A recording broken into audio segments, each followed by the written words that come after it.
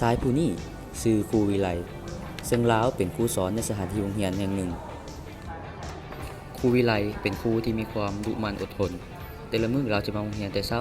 เพื่อเกี่ยมบทสอนที่จะขึ้นห้องสอนในชั่วโมงต่อไป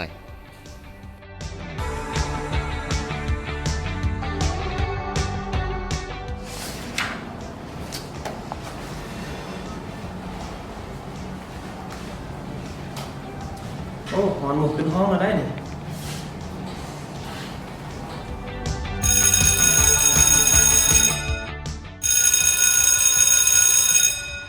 ในมื้อเปิดเทอมมื้อทำอิฐนักเรียนทุกๆคนต่างก็พากันมาโรงเรียนด้วยความเบิกบานมุ่งซื่นต่างก็พากันเกาะกลุ่มกันเป็นก้อนแต่ว่ามีนักเรียน2คนที่มาแต่ต่างแขงผู้เป็นอ้ายชื่อเท่ากิและผู้เป็นน้องชื่อเท่าจัน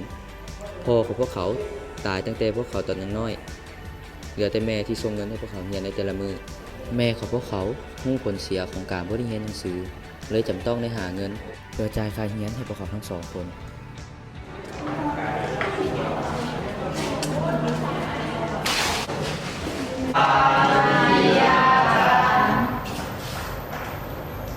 สบายดีเชิญคุณน้องนั่งลง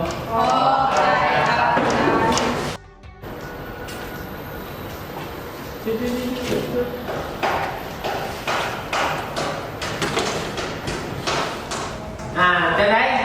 ห้องเรามาครบอยู่ที่ไหนนี่ไม่ได้กลับเป็นเงินเพิ่มเพิ่มมาแน่นอนน้องๆสบายดีเหมือนคนที่ หลังจากนั้นครูวิไลก็ได้โอลมนำนักเรียนและได้สอนนักเรียนในชั่วโมงทำอิฐบอกเจ้าครับก่อนกินข้าวกินน้ำไหม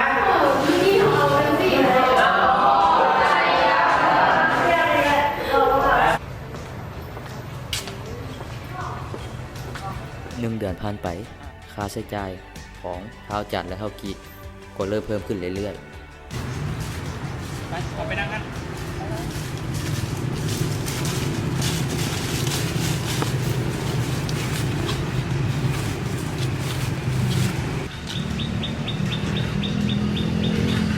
จันเงินเฮายังเหลืออยู่อ่ะยังในเดียวนึงแล้ว โทรพ่อมันเริ่มโทรหาเราเหมือนกัน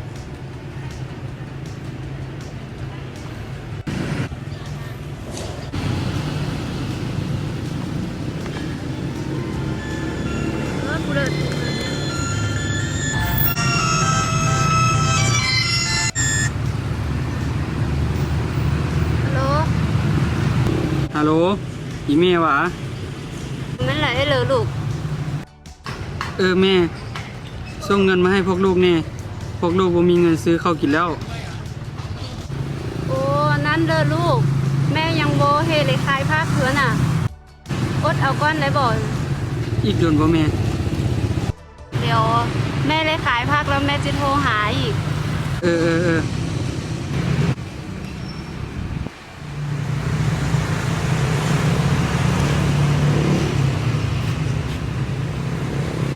ย้อนความทุกข์ยากลำบากของเด็กทั้งสองแม่ของเท้าจันจึงจำต้องได้ดิ้นรนต่อการหาเงินเพื่อส่งเงินให้ลูกเรียนในมือต่อๆไป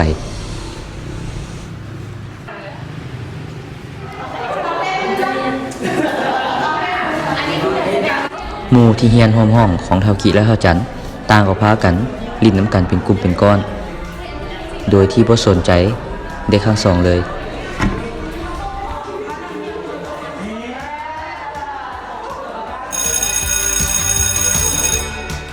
ไปสู่ไปหาข้าวสุสิกินโอ๊ยไปก่อนไปเพราะว่าคุณเราจึงบอกกันไป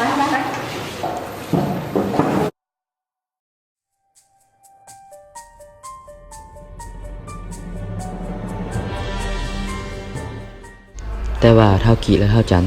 บ่มีเงินที่จะไปซื้อข้าวกินน้ำหมูเท่ากิผู้เป็นอ้ายเลยจำต้อง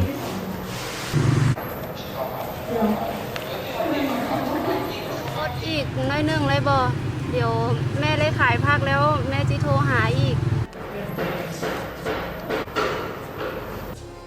กี้กูไปห้องน้ำก็เด้อแป๊บนึง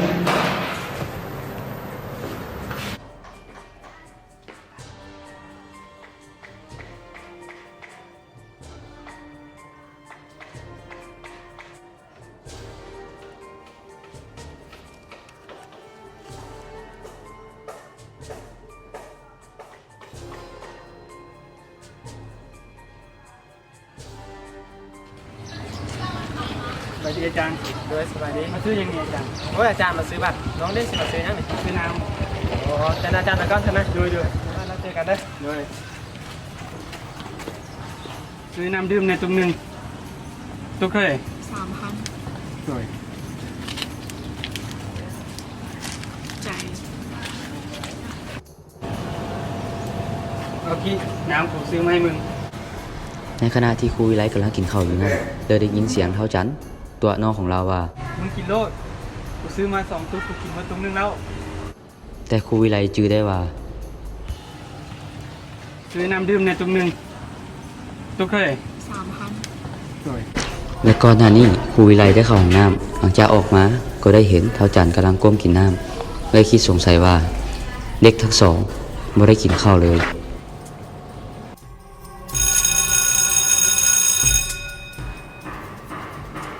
ไปเอาไป สองคนนั้นมาหาอาจารย์นี่มาดูอาจารย์อยู่แยกลมน้ำดิ ด้วย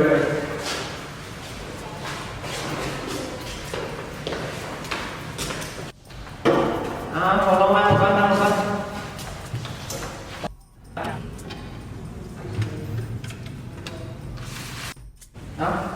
เอาของน้องพากันเอาไปกินเลย เอาเป็นยังไงอาจารย์ก็บอกกิน โอ้ยอาจารย์กินมาแล้ว กินมาเมื่อกี้นี่น้องๆไปกินรถอาจารย์ทันยักษ์นะ ใจได้อาจารย์ กินรถเด้อน้องนี่คือบอกกินซะนะ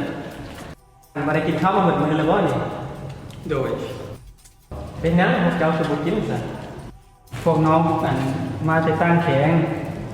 ส่งมีพ่อแม่ก็ส่งเงินมาให้บ่ทันลำบ้านแม่เพิ่นอยู่ทางบุญกับลำบ้านแม่อาจารย์เพิ่นเฮ็ดให้เฮ็ดนาพอประหยัดช่วยเพิ่นได้ก็ประหยัดเพื่อบ่อยากขอเพิ่นก็ลำบากแน่นะ เอาสันเราตอนเช้ากับตอนแรกของน้องเอาเงินสามาซื้อกินซะนะ ทุกๆมื้อหลังจากเลิกเรียนน้องและเท้ากิก็ได้ไปเฮ็ดเวียกช่วยคนอ้อมข้าง และบางมื้อพวกน้องก็ได้ไปเก็บกระตุก ไปขายพอได้กลุ่มอยู่กลุ่มกิน เพื่อประทังชีวิต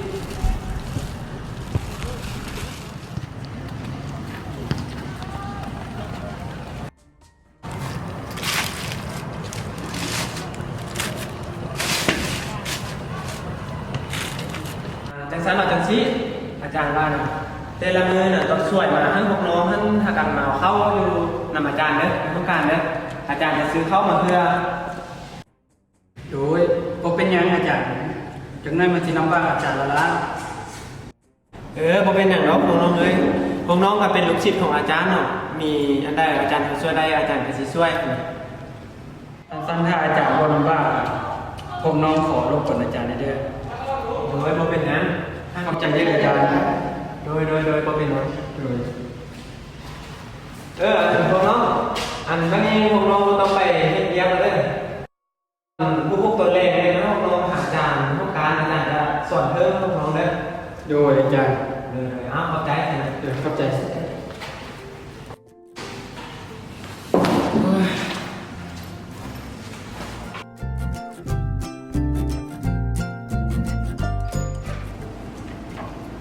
ไปดีอาจารย์ อ๋อของน้องเข้า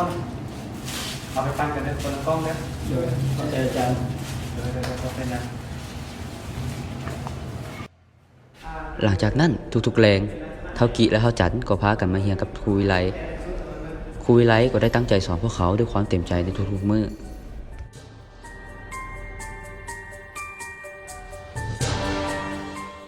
ในระยะต่อมาช่วงท้ายเดือนครูวิไลก็เริ่มบ่มีเงินที่จะซื้อข้าวให้พวกเขากินแต่ครูวิไลก็ยังจื้อได้ว่า แต่ละมือน่ะต้องช่วยมาให้พวกน้องท่านหากันมาเอาเข้าอยู่นำอาจารย์เด้อต้องการเด้ออาจารย์จะซื้อเข้ามาเพื่อ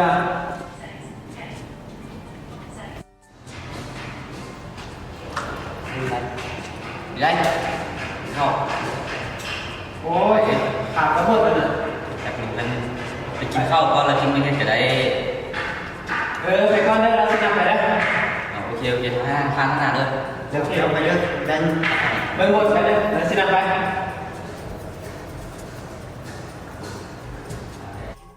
ย้อนครูวิไลอยากช่วยเหลือเด็กทั้งสอง จึงเสียสละอดข้าวเพื่อประหยัดเงิน ซื้อข้าวให้เด็กทั้งสองในแต่ละมื้อ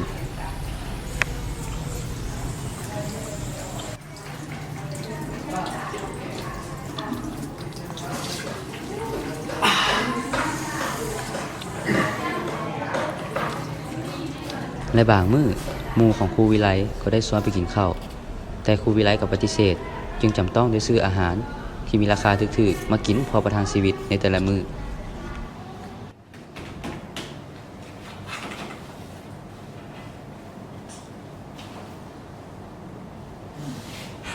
นะฮะ